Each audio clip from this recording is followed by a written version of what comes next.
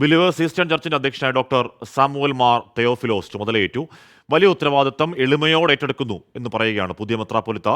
തിരുവല്ലയിലെ സഭാ ആസ്ഥാനം നടന്ന അനുമോദന സമ്മേളനം മാർത്തോമാ സഭാ അധ്യക്ഷൻ ഡോക്ടർ തിയോഡോഷ്യസ് ഉദ്ഘാടനം ചെയ്തു.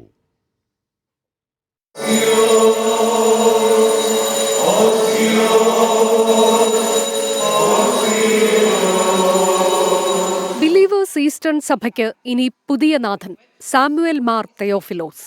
രാവിലെ 8 മണിക്ക് തിരുവല്ല കുറ്റപ്പുഴയിലെ സഭാസ്ഥാനത്ത് സ്ഥാനാരോഹണ ചടങ്ങ് തുടങ്ങി. ഡൽഹി ഭദ്രാസനാധിപൻ ജോൺ മാർ ഐറേനിയസ് ആണ് മുഖ്യ കാർമ്മികത്വം വഹിച്ചത്. വിവിധ ശുശ്രൂഷകൾക്ക് ശേഷം സ്ഥാനചിഹ്നങ്ങൾ നൽകി തിയോഫിലോസിനെ സഭാധ്യക്ഷനായി വാഴ്ത്തി.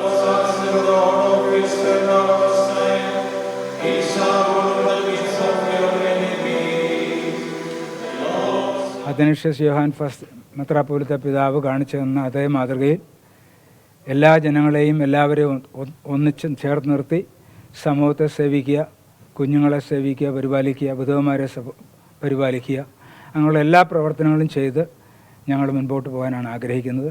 പത്തനംതിട്ട റാന്നി കീക്കൊഴൂർ സ്വദേശിയാണ് പുതിയ മെത്രാപ്പൊലീത്ത. പുതിയ അധ്യക്ഷന്റെ സ്ഥാനാരോഹണ ചടങ്ങിന്റെ ഭാഗമായി നടന്ന അനുമോദന സമ്മേളനത്തിൽ രാഷ്ട്രീയ, സാംസ്കാരിക, സാമൂഹിക രംഗത്തെ പ്രമുഖർ പങ്കെടുത്തു. അത്തനേഷ്യസ് യോഹാൻ മെത്രാപ്പൊലീത്തയുടെ മരണത്തിന് ശേഷം സഭാ സിനഡ് ചേർന്നാണ് പുതിയ അധ്യക്ഷനെ തെരഞ്ഞെടുത്തത്. 24 പത്തനംതിട്ട.